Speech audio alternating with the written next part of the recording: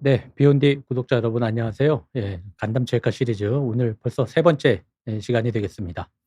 아마 오늘 시간을 저희 구독자 여러분들께서 좀 기다리고 계셨다는 말을 좀 전해 들었는데요. 사실은 이제 제가 그동안에 이제 췌장암이라든지 담도암 그리고 이제 담낭암 이런 것들을 강의를 할 때 이런 질병들을 강의를 할 때 수술법에 대해서도 잠깐씩 말씀을 드렸었거든요. 이제 그랬더니 이제 요즘에 또 전 세계적으로 또 우리나라도 마찬가지고 로봇 수술이 굉장히 화두다. 그래서 로봇 수술에 대해서 과연 로봇 수술이 개복 수술에 비해서 과연 어떤 차이점이 있고 개복 수술보다 좋은 수술이냐 나쁜 수술이냐 로봇 수술은 항상 할 수 있는 거냐 아닌 거냐 비용은 또 어떻게 되는지 이런 것들에 대해서 굉장히 궁금해 하시더라고요. 그래서 오늘은 1시간 동안 아예 그냥 로봇 수술과 개복 수술 자체를 저희가 좀 본격적으로 한번 알아볼까 합니다. 그래서 저희 환자분들께서 이 수술법을 선택을 하실 때 물론 뭐 담당하시는 외과 교수님께서 추천하는 방법을 따르는 게 가장 좋기는 하지만 그래도 우리 환자분들의 의견을 또 우리 교수님들께 전달을 해야 또 우리 교수님들이 그것을 반영을 해 가지고 또 수술법을 결정을 하기 때문에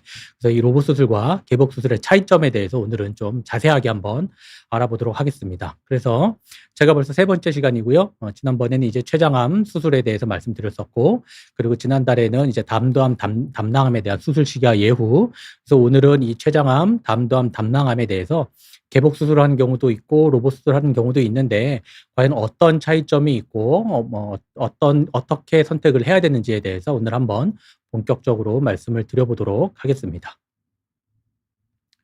일단 시작하기 전에 사실은 이제 삶의 질에 대해서 사실은 최근 한 뭐 10 년, 20년 정도부터 이 삶의 질이 굉장히 중요하게 돼 있었었잖아요. 그래서 우리나라 통계청에서도 매년 이제 국민 삶의 질을 이렇게 조사해 가지고 실제로 삶의 질을 구성하는 여러 가지 요소들을 반영을 해 가지고 실제로 이 삶의 질이 어떤지 이렇게 분석해 주는 거를 저희가 매년 통계 자료로 받아볼 수가 있습니다.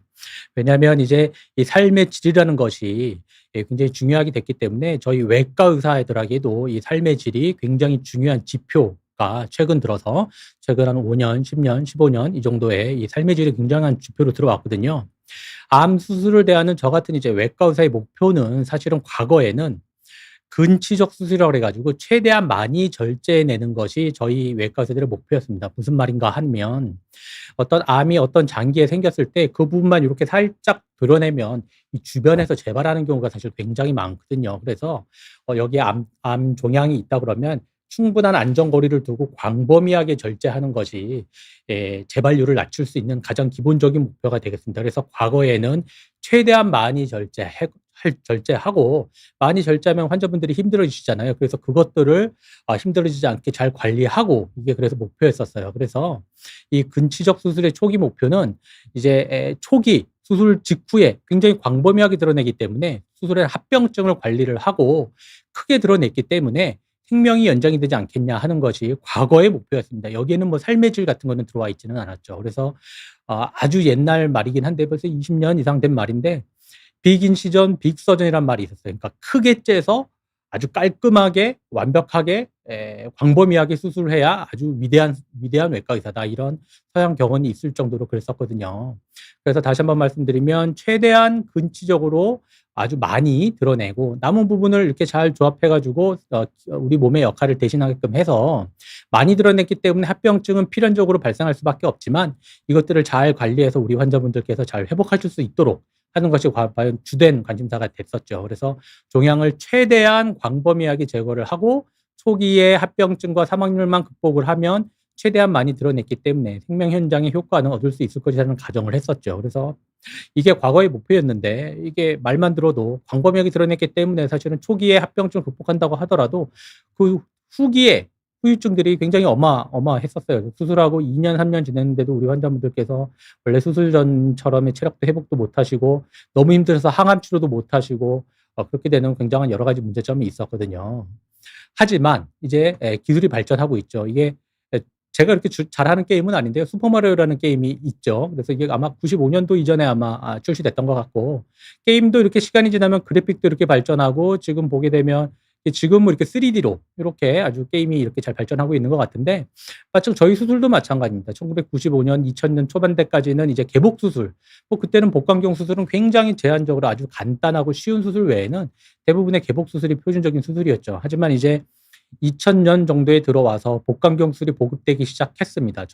제가 아는 수술 중에 이제 복강경 담낭 절제술이라고 하는 저희 간담체 외과의 가장 기본적인 수술이 있는데요. 거기부터 시작을 해가지고 이제 복강경 수술이 본격적으로 도입을 하게 되고, 같은 복강경 수술이라 그래도 구멍을 최대한 적게 뚫고 하는 주로 배꼽에 큰 구멍을 하나 뚫어가지고 수술하는 단일궁 복강경 수술이 2010년대 중반쯤에 도입이 됐고, 지금은 이렇게 로봇 수술이 도입이 돼가지고 로봇 수술을 저희가 아주 활발하게 그렇게 하고 있습니다. 이것들도 다 마찬가지로 카메라 기술, 그리고 수술하는 기구의 발달, 그리고 로봇의 발달, 뭐 기계공학적인 발달, 이런 것들에 의해서 기술이 발전하다 보니까 크게 개복하지 않아도 비슷한 같은 수술이 이렇게 이제 복강경이라든지 로봇으로 가능하게 된 거죠.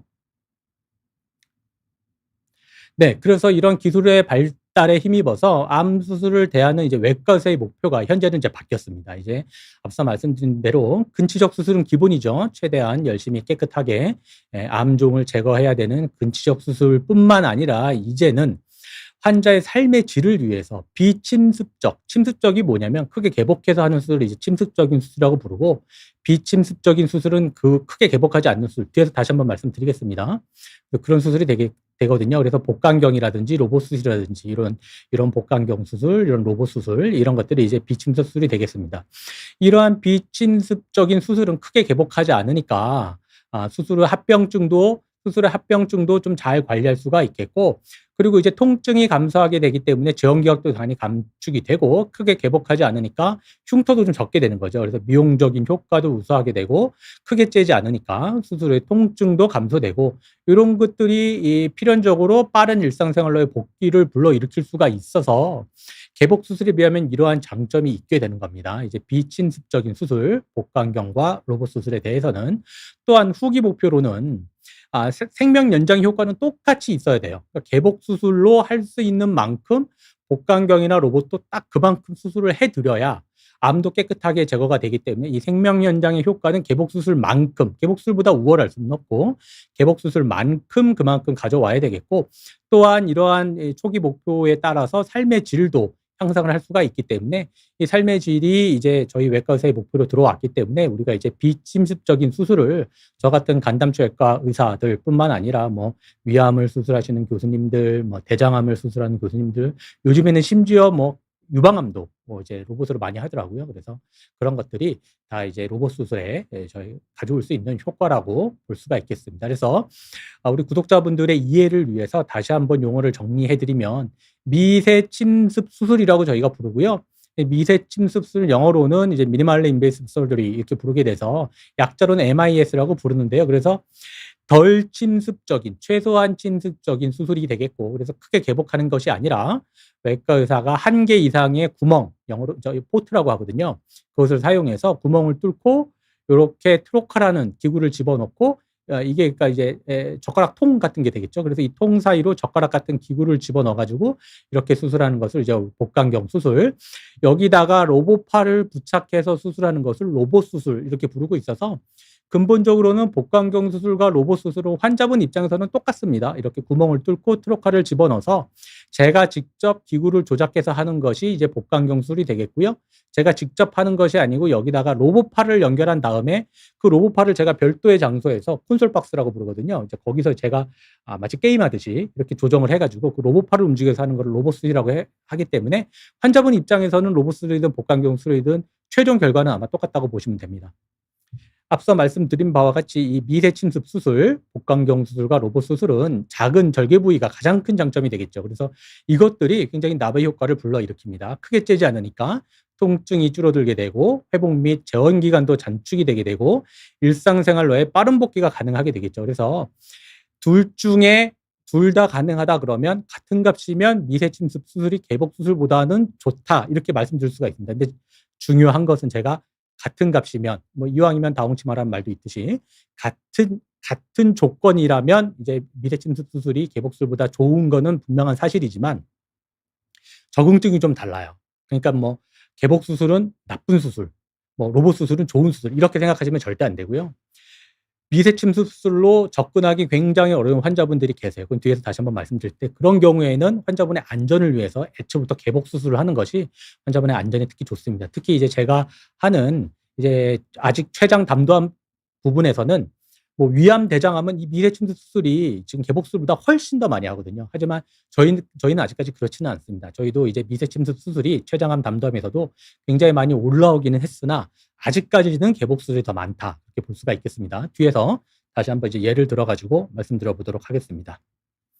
그래서 이제 오늘 본격적으로 말씀드릴 것은 이제 로봇 수술이 되겠는데요. 로봇 수술은 로봇이 있어야 되겠죠. 그래서 뭐 회사 이름을 직접 말씀드리기는 그렇고 뭐 1900 이제 90년 2000년대 초반부터 시작해 가지고 미국에 있는 굉장히 큰 회사에서 이제 거의 독점하다시피 해서 이제 로봇이 발달했어요. 그래서 여러 가지 모델이 개발이 돼 가지고 지금 이제 최신 모델은 바로 요 모델이 되겠고, 그래서 이렇게 해서 이제 이 회사가 만든 로봇이 이렇게 발달을 하고 있으니까 그 외에 다른 회사들도 지금 굉장히 여러 가지 이 로봇과 필적하는 좋은 성능의 로봇들을 많이 개발을 하고 있습니다. 그래서 병원마다 나라마다 쓰는 로봇이 다를 수 있어요. 하지만 이것은 근데 뭐 어차피 외과 의사의 도구이기 때문에 뭐 어떤 병원에서는 뭐 어떤 기구 로봇을 쓰고 어떤 병원에서는 어떤 로봇을 쓰기 때문에 그 병원이 더 좋다 이렇게 얘기할 수는 없고, 외과 의사가 가장 익숙하고 친숙한 로봇을 사용하면 되기 때문에 이 기구의 로봇의 회사의 선택은 그 병원에서 선택하시는 걸로 그렇게 가름하셔도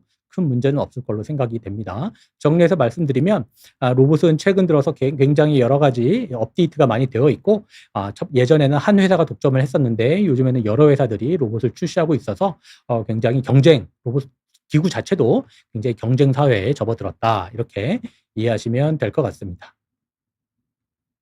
그러면 이제 저는 이제 췌장암과 담도암이 주전공이기 때문에 저희 쪽에서는 미세침 수술이 과연 얼마나 하고 있냐 이거 궁금하시겠죠. 궁금하실 텐데, 앞서 말씀드린 바와 같이 위암, 대장암은 아주 전통적으로 미세침 수술이 저희 쪽 췌장암, 담도암에 비해서 훨씬 일찍 시작해서 경험들도 하시는 교수님들도 저희보다는 훨씬 더 많은 경험을 가지고 계세요. 그래서 위암, 대장암은 요즘에는 로봇 수술이라든지 복강경 수술이 개복 수술보다 훨씬 더 활발하게 이루어지고 있지만 아직 췌장, 담도암은 그 정도까지는 아닙니다. 하지만 이제 데이터를 보게 되면 이제 이것은 이제 전 세계의 데이터고요. 전 세계 데이터를 보게 되면 이제 로봇 수술이 꾸준하게 증가되고 있고, 이거는 미국의 데이터입니다. 미국의 데이터 2020년대까지를 보게 되면 이제 저희 쪽 수술도 거의 이제 개복 수술하고 비슷하게 올라왔고, 우리나라 수술 데이터도 보게 되면 이제 꾸준하게 천천히긴 하지만 꾸준하게 이 복강경에서 이제 로봇 수술이 증가하고 있잖아요. 그래서 앞으로는 이 췌장 담도암 수술에도 미세침 수술이 대세가 될 것이다 이렇게 볼 수가 있겠고,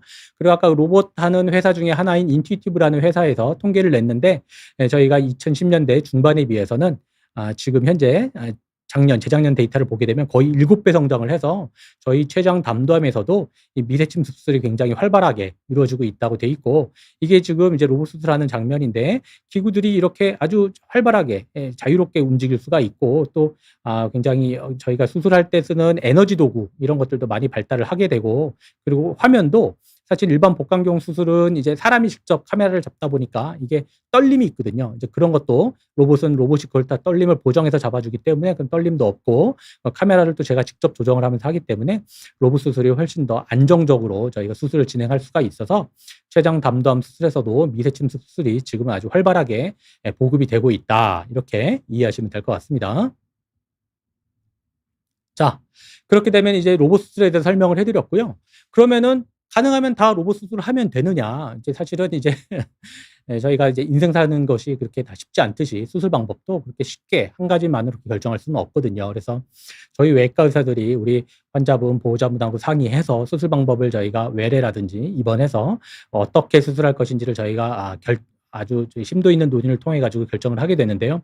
가장 중요한 것은 질병의 자형 경과가 되겠습니다. 무슨 말이냐 하면 제가 수술하는 췌장암의 전 단계인 췌장에 있는 무록 중의 일부는 또 췌장암의 전 단계거든요. 근데 그것은 이렇게 병이 아주 심하지 않기 때문에 그런 것들은 아주 뭐 수술을 아주 광범위하게 하거나 뭐 이렇지는 않고 딱 깔끔하게만 하면 이제 괜찮은 그런 경우가 있겠고, 또 어떤 경우에는 췌장암이 뭐 주변에 혈관, 제가 췌장암 강의에서 말씀드렸지만 주변에 뭐 상, 장, 감막 동맥, 정맥 이런 거를 또 침범을 했다든지 간문맥을 침범을 했다든지 이런 경우에는 로봇 수술이 발달을 했다고는 하지만 그런 것까지 세부적으로 로봇 수술을 하기에는 사실은 뭐 전혀 불가능하지는 않겠지만 기술적으로 굉장히 어렵고 시간도 오래 걸리거든요. 그래서 그런 경우에는 이제 개복 수술이 더 안전하게 시행할 수가 있겠다. 일반적으로 얘기하면 그렇게 말씀드릴 수가 있겠고 마찬가지로 이 췌장암 수술, 담도암 수술은 합병증이 굉장히 많죠. 이게 굉장히 무서운 사진을 제가 가지고 왔는데요. 이제 수술하게 되면 가성 동맥류 출혈이라고 하는 것이 뒤에서 또 말씀드리겠지만 이제 저희가 하는 수술 중에 굉장히 또 무서운 합병증 중에 하나거든요.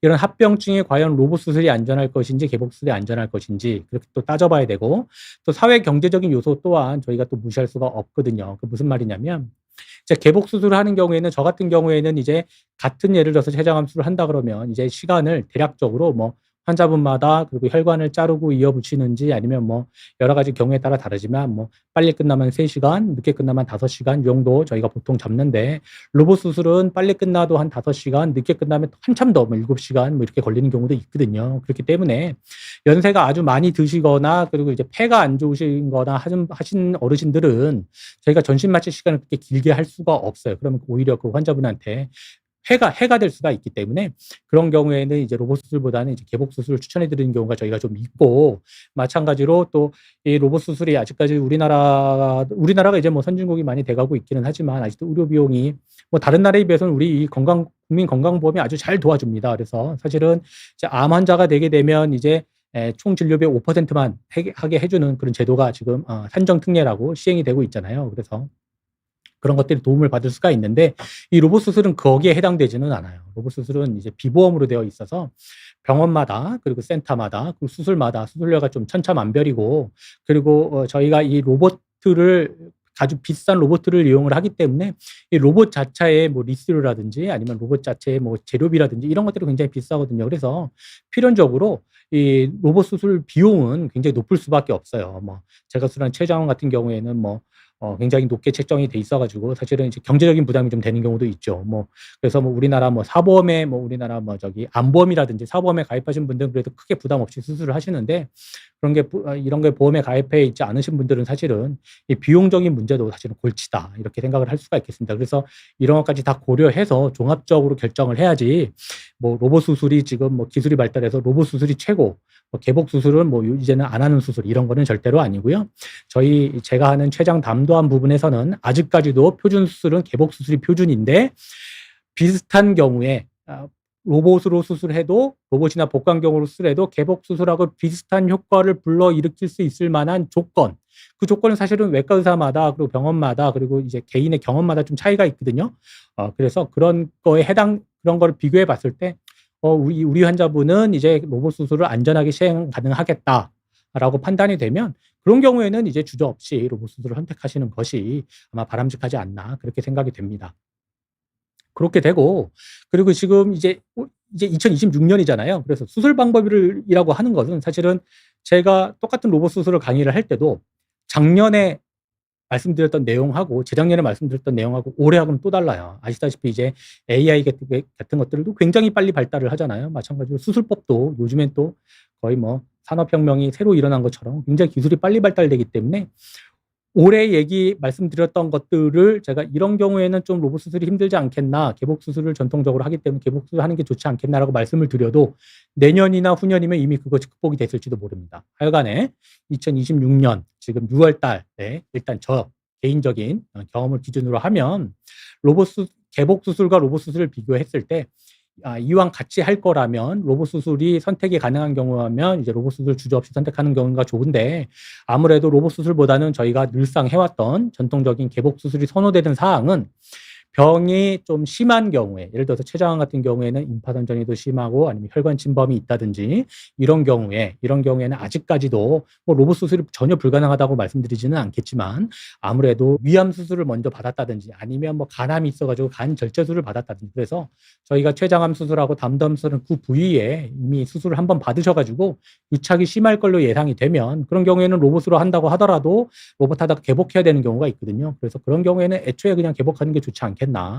일반적으로 말씀드려서 그렇게 말씀드리고 또 하나는 또 굉장히 이제 과도하게 체격이 크신 분들 이렇게 복부 지방이 많으신 분들은 저희가 이제 복강경 수술이든 로봇 수술이든 배 안에 가스를 집어넣고 보통 이산화탄소 가스를 집어넣고 하거든요. 그래서 가스를 집어넣고 배를 이렇게 불려가지고 수술을 하는데 너무 비만하신 분들은 이렇게 잘 불려지지가 않아요. 그러면 이제 기구가 들어갈 수가 없기 때문에 그리고 이제 출혈도 잘 되고 그렇기 때문에 너무 비만하시면 그런 경우에는 개복 수술이 조금 더 좋지 않겠나 이렇게 말씀드리는데 지금 말씀드린 이 내용도 아마 내년이나 후년 이렇게 되면 차츰차츰 다 극복이 돼서 언젠가는 결국에는 뭐 표준 수술이 로봇 수술이 되지 않겠냐 이렇게는 이 내용은 아마 거의 대부분의 저희 이 췌장외과 의사들은 아마 동의하는 내용이지 않을까 그렇게 생각이 됩니다. 네, 그래서 이제 오늘 강의를 최대한 빨리 끝내고 이제 질문들이 많으실 테니까요. 질문 위주로 저희가 진행을 하도록 하겠습니다. 그래서 이제 마지막으로 미래 로봇 수술을 얻게 되느냐. 사실은 지금 수술을 본다고 하면 말씀드린 대로 이게 로봇 수술이 이렇게 되는 거거든요. 아까 복강경 수술하고 똑같이 환자분 이제 배의 복강 내에 저희가 구멍을 뚫어가지고 이렇게 트로카라는 것을 넣고 그다음에 거기다 기구를 삽입합니다. 그래서 로봇팔을 붙여서 저는 우리 환자분 옆에서 수술하는 것이 아니고 저는 이렇게 별도의 공간에 가가지고 이렇게 모니터를 보면서 수술합니다. 그러면 로봇팔이 이렇게 움직이거든요. 그럼 이게 그럼 진짜로 로봇 수술이냐? 사실은 아닌 거죠. 로봇이라고 하면 우리 환자분들, 구독자분들 다 이런 거 생각하시잖아요. 진짜로 로봇이 본인 판단하에 이렇게 직접 움직이는 이런 거. 아직까지 이렇게 되지는 않았습니다. 아직까지 이렇게 되지는 않았고. 근데 아시다시피 우리 AI가 굉장히 빨리 발달을 하고 있잖아요. 그렇기 때문에 아마 제가 정년하기 전에는 제가 아직까지 정년 퇴임할 때까지 한 10년 이상 남았는데 그 전에 아마 이런 모델이 초기 모델은 아마 나오지 않을까 그렇게 조심스럽게 예측을 해볼 수가 있겠습니다. 그래서 이제 마지막이 되겠고요. 그래서 앞으로 췌장 담덤의 수술적 치료는 인공지능이 발달을 하고 있기 때문에 인공지능을 이용해서 합병증을 미리 예측하고 장기적으로 예후도 예측하고 그래서 항암 치료를 어떻게 할지도 예측하는 이런 프로그램을 이미 저희 병원에서는 수술 위험도라든지 아니면 장기 예후들도 다 이렇게 AI를 이용해서 프로그램이 다 되어 있습니다. 그래서 저희는 미리 다 이런 걸 예측해서 하고 있고 그 로봇 수술은 점차적으로 확대가 돼서 이 로봇 수술이 앞으로 표준 수술이 되지 않겠나 조심스럽게 그렇게 생각을 해보게 되겠습니다. 네. 한 20분 넘게 강의에 집중해 주셔가지고 우리 구독자분들 감사드리고요. 아마도 이제 수술법에 대해서는 뭐 직접 우리가 질문을 받고 거기에 대해서 답을 해드리는 게 좋을 것 같기 때문에 여러 질문들이 오늘 많이 올라오실 수 있는데 뭐 췌장암 담덤에 대한 질문도 있을 수가 있겠고 수술법 자체에 대해서 질문도 있으실 수 있겠는데요. 오늘은 아무래도 이제 수술법에 대해서 제가 강의를 했기 때문에 수술법 위주로 답변을 해드리고 그거 외에도 그런 질문이 다 끝나게 되면 다른 저희 또 췌장암 담덤 관련해 가지고 또 질문을 받아 보도록 하겠습니다. 네, 수술법에 대한 질문들이 혹시 올라와 있나요? 일단은 눈에 보이는 게 없어가지고요. 일단 순서대로 한번 저기 쭉 보도록 하겠습니다. 우리 구독자 진가님께서 어머님께서 췌장 쪽에 혹이 있다고 하시는데 혹이 애매하다고 내시경 초음파 검사를 하셨다. 검사 후에는 조직 검사는 안 해도 된다고 하셨는데 큰 걱정 안 해도 될까요? 라고 질문을 주셨습니다. 예. 제가 지난번에도 말씀드렸듯이 우리 환자분들, 구독자분들께서는 질문을 짧게 하시는데 저희한테는 저 한 줄 한 줄이 굉장히 큰 의미가 있거든요. 그래서 대답은 길어질 수밖에 없습니다. 죄송합니다. 혹이 애매하다고 해서 내시경 초음파 하는 것은 저희의 평소적인 진료의 흐름입니다. 저희가 췌장을 검사하는 것은 가장 기본적으로 복부 초음파가 가장 기본적인 검사가 될 텐데요. 제가 지난 시간에도 말씀드린 것처럼 복부 초음파는 위장의 가스라든지 대장의 가스 때문에 우리가 췌장을 전체를 다 관찰할 수가 없어요. 그렇기 때문에 사실은 CT 사진이라든지 MRI라든지 아니면은 내시경을 직접 넣어서 초음파를 내시경으로 넣어서 그런 위나 대장에 방해 없이 췌장을 직접 관찰하면 좋거든요. 그래서 내시경 초음파를 하는 경우가 굉장히 많습니다. 그래서 조직 검사를 안 해도 된다라고 하셨다고 하면 내시경 초음파 소견에서 이 혹이 아마도 별거 아닌 혹, 그러니까 뭐 별거 아니라 그러면 좀 말이 표현이 좀 이상하긴 하지만 어쨌거나 암에 가깝지 않은, 그래서 암하고는 좀 거리가 있는 혹이 아마 나오지 않았을까 그냥 예측이 돼요. 정확하게 제가 그 사진을 보지는 못해서 확실하지는 않은데 조직 검사 내시경 초음파를 하면 이 내시경 초음파의 가장 큰 장점 중에 하나가 직접 내시경으로 혹까지 들어갔기 때문에 조직 검사가 가능한 거거든요. 그래서 모든 혹을 특히 암이 의심되는 경우에는 사진상으로 암이 너무 확실하다 그러면 조직 검사를 안 하는 경우도 많습니다. 안 하고 그냥 수술하는 경우도 많기는 한데 우리 저기 진가님께서 지금 말 쓰신 것은 암이 너무 확실해서 조직 검사 안 했다는 뉘앙스는 아닌 것 같고요. 그냥 검사 후에 조직 검사를 안 해도 된다고 했기 때문에 조직 검사까지는 안 해도 그냥 얘는 비교적 얌전한 무록 종류가 아닐까라고 판단을 하셨던 것 같아요. 그래도 아마 정기적으로 추적 검사를 하자고 하셨을 것 같은데 그 진료 받으신 병원에서 아마 어떻게 말씀하셨는지는 뭐 제가 직접 그 자리에 있지 않아서 모르겠는데 예를 들어서 아마 뭐 3개월이든 6개월이든 아니면 1년 뒤든 아마 다시 한번 뭐 내시경 초음파를 한다든지 아니면 CT 사진을 찍어본다든지 그런 추천을 해주셨을 거거든요. 그래서 그런 것들을 하시면 그렇게 하시면서 이제 추적 관찰을 하시면 되지 않을까. 지금 정보가 굉장히 제한적이어서 제가 아주 자세하게는 말씀 못 드리는데 그래도 그 정도로 아마 판단이 되지 않을까 싶습니다. 네. 증상에 관해서 여쭤보시는 분들이 항상 많아가지고요. 제가 여러 번 항상 말씀드리지만 그래도 오늘도 또 질문이 올라와서 증상에 대해서 하나 또 짚고 넘어가도록 하겠습니다. 갑작스럽게 등이 너무 아픕니다. 라고 우리 신승환님께서 질문을 주셨고 정형외과 쪽도 찾아가 봤는데 정형외과 쪽 문제는 아마 아닌 것으로 아마 말씀을 하신 것 같고 그래서 이 등이 이제 췌장 쪽이 이 등 쪽에 가까우니까 검진을 받냐고 이야기를 하셔서 겁이 나신다고 하셨습니다. 그래서 등 통증도 췌장암 증상으로 봐야 할까요?라고 하셨는데요. 이게 이제 췌장암 증상 중에 등 통증이 분명히 있습니다. 예, 췌장암 증상 중에 등 통증이 분명히 있지만 그럼 모든 등 통증은 췌장암을 의심해야 되느냐? 그렇지는 않습니다. 그래서 등 통증이 있는 환자분이 예를 들어서 예를 들어서 한 1,000명 계신다고 하면 실제로 이 중에 췌장암 때문에 등이 아프신 경우는 뭐 10명이 될까요? 뭐 그 정도밖에 안 되기 때문에 등 통증이 있다고 해서 췌장암을 다 의심하실 필요는 없어요. 그래서 일단은 등 통증이 있다고 하시면 등 통증에 대해서 일단 치료를 받으시고 너무 걱정이 되시고 뭐 예를 들어서 연세도 어느 정도 있으시고 그리고 뭐 가족력도 있으시다든지 아니면 뭐 건강검진에서 예전에 뭐 췌장에 물혹이 있었다든지 아니면 본인이 직접 뭐 자기는 이제 너무 이제 췌장에 걱정이 되신다든지 하신다 그러면 앞서 말씀드린 바와 같이 췌장암 검사를 해보셔야 되는데 췌장암 검사는 사실은 복부 초음파로 안 된다고 말씀드렸잖아요. 그래서 CT 사진을 찍어봐야 되는데 CT 사진이 제가 여러 번 말씀드린 바와 같이 방사선을 쬐는 몸에 해로운 검사이고 또 게다가 조영제도 써야 되거든요.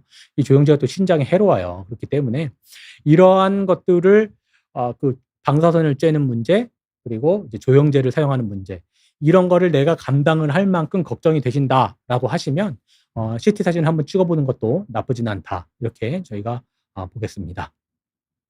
네. 그 다음은 네, 인생은 순리대로 가지. 님, 순서대로 시간이 좀 남아가지고 순서대로 한 번씩 쭉 보도록 하겠습니다. 가족분들 중에 췌장암 진단을 받으신 분이 있다고 합니다. 이거 안타깝습니다. 복부 초음파 검사를 고려하고 있습니다. 그래서 췌장 초음파 검사를 통해 췌장암을 조기에 발견할 수 있을까요? 라고 여쭤보셨는데요. 복부 초음파 중에서 어떤 것이 췌장 상태를 가장 잘 확인할 수 있나요? 이렇게 여쭤보셨는데 저희가 일반적으로 건강검진에서 하는 복부 초음파는 왜 배 위로 초음파 프로브를 이렇게 돼가지고 하는 검사잖아요. 그게 이제 저희가 얘기하는 흔히 얘기하는 복부 초음파인데 그걸로는 췌장의 이제 전체를 다 관찰할 수가 없어요. 아까도 말씀드린 바와 같이. 그래서 굳이 초음파로 이제 췌장을 보시겠다. 왜냐하면 아까 CT 사진은 몸에 해롭다고 말씀드렸기 때문에 초음파를 해보시겠다고 하시면 앞서 잠깐 나왔는데 이제 내시경 초음파가 대안이 될 수 있습니다. 내시경 초음파는 마찬가지로 내시경을 하기는 하지만 초음파를 사용하기 때문에 이제 뭐 방사선을 쬐다든지 아니면 뭐 조영제를 쓴다든지 그런 게 필요가 없죠. 그리고 이제 조직 검사가 에서 문제가 있어서 이거 아무래도 심상치 않다. 조직 검사를 해야 되겠다라고 판단이 된다면 조직 검사도 할 수 있는 큰 장점이 있습니다. 그래서 이제 내시경 초음파가 좋은 방법이기는 한데 근데 내시경 초음파도 큰 단점이 있어요. 내시경 초음파는 아시다시피 내시경으로 해야 되기 때문에 환자분들이 힘드세요. 그래서 뭐 이제 수면 내시경도 하셔야 되고 그래서 이렇게 내시경을 이제 목을 통해 가지고 위를 지나서 이제 해야 되기 때문에 사실 이게 또 쉬운 일은 아닙니다. 그래서 내시경 초음파도 쉬운 일도 아니어서 내시경 초음파를 또 마냥 저희가 추천해 드릴 수는 없어요. 그래서 사실은 지난번 이제 췌장암 강의 때도 말씀드렸듯이 저희가 하루라도 빨리 이 조기 진단을 할 수 있는 방안을 찾아야 된다. 저희 췌장암을 진단을 하는 이제 내과 의사뿐만 아니라 저희 외과 의사들 다 포함해가지고 간단한 피 검사만으로 췌장암을 진단을 하거나 아니면 이제 간단한 소변 검사로 진단을 하거나 우리 환자분한테 크게 부담이 되지 않고 그렇게 해서 진단할 수 있는 방법을 최대한 빨리 찾아야 되는데 저도 뭐 관련 연구를 하고 있습니다만 저희가 엄청나게 노력을 하고 또 이제 나라에서 굉장히 또 지원도 많고 우리나라뿐만 아니라 전 세계적으로 굉장한 큰 규모의 펀드를 투자해가지고 저희가 연구를 하고 있음에도 아직까지도 마땅한 방법이 사실은 없어요. 하지만 조금씩 발전하고 있는 건 사실이기 때문에 아마도 이제 조만간 조만간이 이제 언제가 될지 모르겠지만 이제 조만간 이런 조기 진단의 방법이 하루라도 빨리 개발이 돼가지고 우리 가족력이 있으신 이렇게 걱정되시는 분들 이렇게 걱정거리를 하나라도 덜어드려야 되는데 저희가 하여튼 최대한 노력해가지고 그렇게 조기 진단에 할 수 있는 방법을 찾아낼 수 있도록 저희가 노력을 해보도록 하겠습니다. 네, 다음 질문을 한번 볼까요? 네, 존경하는 교수님, 가족력 때문에 검진 등 이런저런 걱정이 많다고 하셨는데요. 아이고, 가족분 중에 오래전에 이제 돌아가신 이제 친언니 분께서 복부 CT에서 췌장꼬리에 저조형 종괴, 간 좌측 부신전이, 주변 장기 침윤, 이게 아마 판독지를 그대로 써주신 것 같아서 굉장히 전문 용어가 많이 나오는데요. 뭐 혈관을 인키스는 이렇게 둘러싸고 있다 이런 말씀이고요. 림프절 미대 복막 파종 소량 복수 소견이 있었습니다. 이런 경우에 췌장 원발암 말기 소견에 가까운지 아니면 다른 암의 전이 가능성인지 궁금하다고 말씀하셨는데요. 일단은 저기에 써 있는 말 저 자체는 그냥 판독문을 갖다가 이렇게 복사해서 붙여 놓으신 그런 소견이고요. 저 판독문만 보면 거의 대부분 췌장 원발암 말기 소견에 가깝다라고 판단할 수가 있겠습니다. 하지만 저희가 CT만 가지고 판단하는 것은 아니잖아요. 이제 췌장암의 특징이 지금 췌장 꼬리 부분에 뭐 꼬리든 몸통이든 그건 뭐 중요하지 않고 어쨌거나 저조형 종괴라는 저 5글자가 이 췌장암의 CT의 특징적인 소견이거든요. 근데 그러니까 췌장암을 의심이 되고 그 다음에 간전이가 있다 그러면 이제 멀리 퍼진 거잖아요. 주변 장기로도 침인이 돼 있다 그러고 혈관도 이렇게 둘러싸고 있다 그러고 복막 파종이 왜 이제 배 안에 이렇게 퍼져 있다 씨를 뿌리듯이 그걸 우리가 이제 복막 파종이라고 부르는데 그래서 저 말만 보면 췌장 미부암 그러니까 췌장 꼬리 부분의 암이 많이 이제 퍼져 있어가지고 말기에 가깝다라고 판단해 볼 수가 있겠습니다. 저 말만 보면 일단 그런데요. 일단 정확한 거는 사진과 피 검사와 뭐 이런 것들 다 종합을 해야 되겠는데 아마도 이제 가장 저 말만 보면 췌장 원발암 말기 소견에 거의 가깝다 이렇게 판단할 수가 있겠습니다. 네. 다음 질문을 한번 받아볼까요? 네. 건강검진을 하셨고요. 그렇군, 그러시구나. 우리 구독자께서 건강검진을 하셨는데 공복혈당이 높게 나오셨다. 그래서 당뇨 전 단계라는 말씀을 들은 것 같습니다. 그래서 인터넷 찾아봤더니 이제 당뇨하고 췌장 기능에 관련이 있다는 글을 보셨는데 당뇨 췌장의 역할은 무엇이고 췌장 기능이 떨어지면 혈당 조절이 안 되는 건지 이렇게 말씀을 해주셨는데요. 뭐 췌장암하고 관련이 있지는 않지만 또 이거 우리 환자분들 또 구독자분들 궁금해하시는 내용이니까 췌장은 뭐 제가 지난번에 췌장암에서 말씀드렸지만 가장 대표적인 기능이 2가지가 있습니다. 첫 번째는 내분비 췌장의 기능, 두 번째는 이제 외분비 췌장의 기능이 있겠고요. 외분비 췌장이 이제 우리 몸의 소화 효소를 분비해가지고 우리 음식물을 섭취를 하게 되면 그 음식물의 소화를 담당하는 역할을 췌장이 하게 됩니다. 그 중에서도 그걸 우리가 외분비 기능이라고 부르고요. 소화 효소를 밖으로 분비를 하기 때문에 이제 외분비 기능이라고 부르고요. 그래서 이제 우리가 뭐 단백질, 탄수화물, 지방 뭐 어떤 영양소를 섭취하든지 간에 그런 것들이 다 분해가 돼서 우리 몸에 영양소로 들어가려면 이 췌장이 외분비 효소를 분비를 해야 되기 때문에 췌장 기능의 가장 대표적인 게 외분비 기능이 그렇게 되겠고요.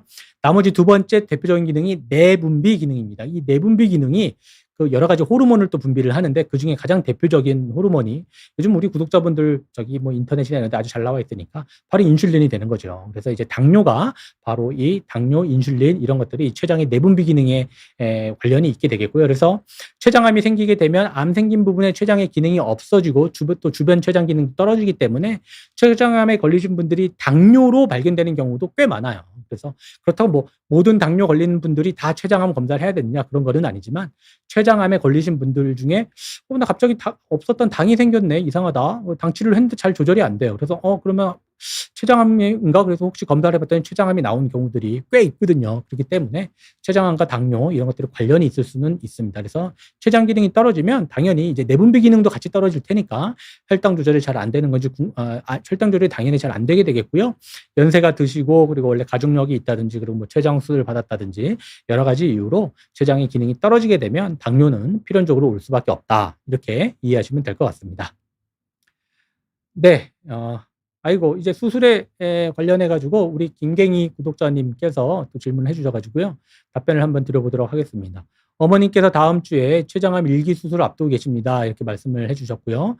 수술 후 관리는 어떻게 해야 되나요? 뭐 좋은 음식이 있는지 아니면 잘 챙겨드려야 하는지 자영업을 하셔서 사실은 가족분들이 또 이렇게 간호하시기도 사실은 힘드시잖아요. 그래서 일단은 췌장암 수술을 뭐 로봇으로 하시든 뭐 개복으로 하시든 그쪽 병원에서 추천하신 대로 일단 수술을 잘 받으시는 게 중요합니다. 사실은 저희가 이제 의사들이 수술 전에 우리 환자분은 몇 기가 의심이 된다 이렇게 말씀드리긴 하지만 그건 다 이제 사진으로 해서 추정해서 말씀드리는 거거든요. 그래서 정확한 기수는 저희가 췌장암 수술을 할 때 췌장 두부암 같은 경우는 이제 췌장 머리 부분, 십이지장, 담도 담낭을 제거를 하게 되고 췌장의 몸통 꼬리암은 췌장 몸통 꼬리 비장까지 이렇게 절제를 하게 되잖아요. 그렇게 되면 그 주변에 임파선들이 포함이 되어 있어서 실제로 암의 크기는 어떻게 되고 주변 장기는 얼마나 뚫고 들어갔는지 그리고 이제 주변에 임파선은 얼마나 퍼져 있는지를 일일이 이렇게 잘라가지고 현미경으로 들여다봐야 정확히 기수가 나오거든요.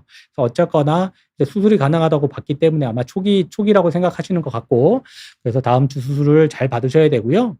병원에 따라서는 췌장암 수술하면 중환자실에 하루 이틀 가 계시는 병원도 있고 경우에 따라서는 뭐 잘 된 경우에는 바로 일반 병실로 옮기는 그런 병원들도 있거든요. 그래서 일단은 수술하고 난 다음에 췌장암을 회복을 잘 하시는 게 중요합니다. 당연히 이제 담당 의료진들께서 최선을 다할 걸로 저희는 믿고 있고요. 그렇게 돼서 이제 회복이 잘 되시는 경우에는 저희 병원 같은 경우에는 이제 췌장 두부암 같은 경우에는 수술하고 한 9일에서 10일 정도 기본적으로 입원을 하시고 췌장 미부암 같은 경우에는 그거보다 한 하루 이틀 정도 일찍 퇴원을 하는 경우가 보통 많고요. 합병증이 생기게 되면 당연히 그 합병증도 깨끗하게 낫고 퇴원하셔야 되니까 입원 기간은 좀 길어질 수 있습니다. 그래서 그런 경우에는 수술 직후에 이제 의료진들하고 잘 상의하셔가지고 어머님 잘 케어해 드리도록 하고요. 보호자분께서 아마 병원에 상주하셔서 어머님을 케어한다게 된다면 제가 수술을 하시는 분들 보호자분들께 부탁드리는 게 딱 두 가지가 있거든요. 첫 번째는 수술하고 심호흡을 열심히 하셔야 됩니다. 전신마취 시간, 췌장암은 다른 암에 비해서 수술 시간이 길다고 말씀드렸잖아요. 그래서 이 폐가 쪼그라들어 있는 경우가 전신마취하고 나면 그런 경우가 있거든요. 그래서 그 폐를 펴야 되는데 펴지 않으면 무기폐가 되고 무기폐가 되면 이제 가래 같은 게 거기 고여가지고 원치 않는 폐렴에 걸리실 수가 있어요. 그래서 췌장암 수술을 왔는데 쓸데없이 폐렴 걸려서 가시면 너무 안 되시잖아요. 그렇기 때문에 이 폐를 펴줘야 되는데 이 폐를 피는 방법은 의사들이 할 수 없습니다.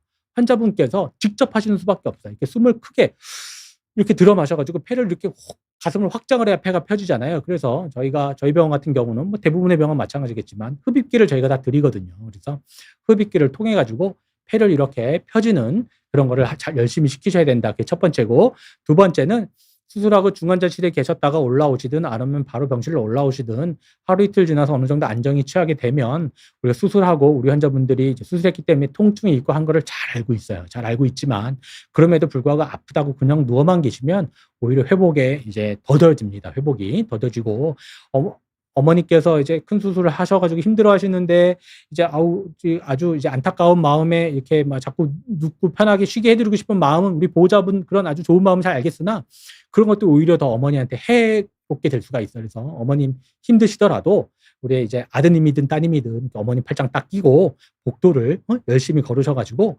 회복을 해야 이제 가스도 빨리 빠지고 회복도도 좋게 됩니다. 그래서 힘드시겠지만 흡입기 열심히 하셔서 폐를 잘 피셔야 되고 그리고 조기에 이렇게 보행을 운동을 이렇게 열심히 하셔야 된다. 그렇게 하시고 집에서 계속 돌봐드리는 건 퇴원 잘 하시면 사실은 집에서 돌봐드리는 데는 아주 그렇게 어렵지는 않은데 사실은 이제 또 사람의 인생이라는 것이 또 뭐 이제 삼시세끼도 해 먹어야 되고 그리고 또 뭐 이렇게 뭐 저기 빨래 청소 이런 것도 하고 그래야 되니까 어머님께서 직접 그런 거 하시기 힘드시잖아요. 그래서 이제 누군가가 돌봐드릴 필요가 있는데 사실은 이제 제가 일하는 병원에서는 사실은 어느 정도 회복이 되시면 이렇게 완전히 이제 치료가 끝나면 회복이 좀 덜 됐다도 회복은 사실은 이제 아주 시간이 좀 오래 걸리는 일이기 때문에 사실은 저희가 아주 충분한 기간 동안 입원을 시켜드리면 참 좋겠는데 그렇게 하지는 못하는 경우가 좀 많거든요. 그렇기 때문에 그런 경우에는 뭐 집 가까운 아주 적당한 뭐 저기 좋은 병원들이 있다 그러면 그런 데로 이제 옮겨 가셔가지고 어느 정도 더 회복하실 때까지 뭐 영양제도 좀 필요하면 맞으실 수도 있겠고 그러면서 하시는 병원 저기도 있고 저희 병원 같은 경우에는 이제 그런 환자분들은 또 저희 병원 시스템에서 다 연결을 시켜드리거든요. 그래서 집에서 모실 수 있으면 제일 좋고 그게 이제 환자분들 개인 사정상 또 가족분들 개인 사정상 그런 것들이 어렵다 그러면 이제 집 가까운 병원에서 그렇게 하는 경우도 있다고 할 수가 있겠습니다. 네. 그렇게 되고 수술법에 대한 질문이 지금 조금 없는 것 같아서 조금만 더 한번 우리 좀 더 내려봐 주실까요? 예, 다 조기 검진에 대한 것들은 다 저희가 말씀드렸었고, 예, 그래서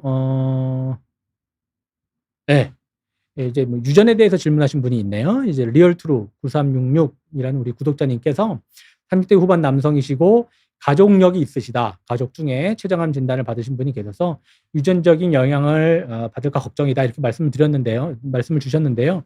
그래서 이런 경우에는 이제 미리 검사를 해보는 게 좋을지 아니면 정기 검진만으로 괜찮은 건지 알고 싶다고 하셨습니다. 예, 굉장히 좋은 질문 해주셔가지고요. 오늘 마지막 질문으로 이제 우리 고위험군에 대해서 조금 말씀드리고 오늘 강의를 좀 마치도록 하겠습니다. 그래서 췌장암이 다른 분에 비해서 걸릴 확률이 높으신 분들을 우리가 이제 고위험군이라 그래가지고 따로 관리를 해야 되잖아요. 근데 이제 위암이라든지 대장암이라든지 특히 가장 잘 알려진 게 유방암이 그렇습니다. 유방암 같은 경우에는 고위험군이 아주 잘 알려져 있어요. 유전자도 굉장히 잘 알려져 있고 췌장암도 마찬가지로 대표적인 유전자가 있습니다. 뭐 케이라스라는 유전자가 있기는 한데 이제 그 췌장 가족력이 있다고 해서 그럼 고위험군이 맞느냐? 아직까지는 췌장암이 그렇게까지 증명되지는 않았어요. 상식적으로 그럴 거라고 모든 의사들이 동의는 하고 있습니다. 가족 중에 특히 직계가족, 뭐 아버지나 어머니가 췌장암에 걸리셨으면 그 자녀분들은 아마도 다른 분들에 비하면 췌장암에 걸릴 확률이 높지 않겠냐. 그래서 실제로 연구가 좀 되어 있고요. 그래서 뭐 우리나라 데이터는 아직까지 그렇게 많이 되어 있지는 않고 검진 데이터를 전체를 다 해본 적이 없어서 전 세계 데이터를 보게 되면 그런 경우가 뭐 전체 보통 환자분에 비해서 한 적게는 한 3배, 많으면 한 대여섯 배 이상 증가가 된다. 보고가 있기는 있어요. 그럼에도 불구하고 췌장암이 또 흔한 암은 아닌 거잖아요. 그럼에도 불구하고 췌장암이 사실은 우리나라 기준으로 하면 1년에 한 10,000명 정도 국립암센터 데이터로 보면 한 10,000명 정도 저희가 발생을 하게 되는데 우리나라 인구가 4천만이니까 4천만 중에 10,000명이면 그렇게 많지는 않다 이렇게 볼 수가 있잖아요. 그렇기 때문에 사실은 고위험군이라고 하더라도 사실은 발병률이 그렇게 높지는 않아서 뭐 검사를 막 열심히 뭐 노심초사하면서 이렇게 받을 필요는 일단은 없다 이렇게 말씀드리고요. 다만 앞서 말씀드린 바와 같이 췌장암은 정기적인 검진이 되지를 않아요. 초음파가 해봐야 췌장암을 이제 조기에 발견할 수 없다고 말씀드렸잖아요. 네, 그렇기 때문에 이제 췌장암 이렇게 고위험군 같은 경우에는 한 뭐 적당한 간격을 두고 아직까지 그 간격도 합의가 안 됐습니다. 그래서 적당한 간격을 두고 뭐 1년이면 1년, 2년이면 2년 사실은 이제 CT 사진을 찍어보는 게 최선입니다. 최선인데 아까도 말씀드린 바와 같이 CT 사진 몸에 해롭기 때문에 그럼 그거를 매년 찍어야 되느냐? 우리 저기 구독자님 지금 30대 후반이신데 예를 들어서 요즘에 이제 100세 시대잖아요. 90세까지 사신다 그러면 앞으로 60년을 췌장암 안 걸리시고 건강하신다면 90세까지 사신다고 가정을 했을 때 60번을 쓸데없이 CT 사진을 찍어야 되거든요. 60번을 방사선을 쬐고 60번을 조영제를 맞아야 되는 거예요. 그게 사실은. 그럼 그게 우리 환자분한테, 우리 구독자분한테 도움이 되겠느냐? 아직까지 누구도 대답을 할 수가 없는 거죠. 그래서 사실은 모두에 제가 말씀드린 바와 같이 CT 말고 초음파 말고 피검사라든지 소변검사라든지 아니면 대변검사라든지 요즘엔 또 대변검사로 그런 것들도 이제 유행이기 때문에 이제 그런 것들을 통해 가지고 조기 검사를 할 수 있는 방법을 저희가 최선을 다해서 빨리 개발을 하는 게 이제 목표이고요. 아직까지는 걱정이 되시면 뭐 1년이든 2년이든 CT 사진은 걱정이 되실 때 한번 평소 몸 상태가 평소 같지 않고 좀 이상하다 싶을 때 그럴 때 찍어보는 거는 뭐 괜찮다고 일단은 저는 판단이 됩니다. 네, 오늘은 이제 췌장암의 수술적 치료, 로봇 수술, 이제 복강경 수술, 개복 수술 이렇게 말씀드렸고요. 수술이라고 하는 것은 제가 우리 환자분들한테 늘 말씀드리는 거지만 수술은 이제 수술 자체가 몸에 해롭습니다. 아시다시피 수술은 뭐 보약이 아니거든요. 수술은 우리 몸을 해치는 일입니다. 장기를 떼어내고 크게 개복을 하든 아니면 구멍 뚫어서 하든 몸에 이제 칼을 대야 되고 그렇게 되고 어떤 장기를 드러내야 되고 그리고 이제 그거를 또 제 손으로 만지건 아니면 로봇으로 하건 복강경으로 하건 그걸 연결을 해줘야 되고 전신 마취도 해야 되고 그리고 이제 뭐 여러 가지 합병증도 있을 수 있고 굉장히 몸에 해로운 일입니다. 몸에 해로운 이 해로운 일을 그나마 덜 해롭게 하는 방법이 뭐냐 하는 차원에서 이제 전통적인 개복수술에서 이제 복강경, 이제 로봇 수술의 단계로 접어 들어갔고요. 그래서 어쨌거나 아직까지는 개복수술의 표준이지만 이제 복강기나 로봇으로 많이 넘어왔다. 그래서 2026년에는 아직까지는 이제 개복수술이 표준이지만 로봇 수술이 많이 넘어왔다 이렇게 말씀드리고요. 제 바라건대 제 희망으로는 내년, 후년 그리고 2030년 이때는 이제 개복 수술은 로봇 수술이 다 따라와서 이제 개복 수술은 거의 하지 않고 로봇 수술이 표준이 됐다. 이렇게 얘기할 수 있는 날이 아마도 곧 오지 않을까 조심스럽게 그렇게 예측을 해 보도록 하겠습니다. 네, 오늘 간담체과 시리즈 중에 이제 수술에 대해서 로봇 수술에 대해서 말씀드렸고요. 제가 이제 다음번에 또 항암 치료도 또 남아 있고, 그다음에 합병증에 대한 내용도 있고, 그다음에 또 이제 AI 관련된 내용도 있거든요. 관심 가지고 간담체과 시리즈 계속해서 이제 시청해 주시면 감사드리도록 하겠습니다. 네, 오늘 로봇 수술에 대한 제 강의는 이것으로 마치도록 하겠습니다. 네, 시청해 주셔서 감사드립니다. 감사합니다.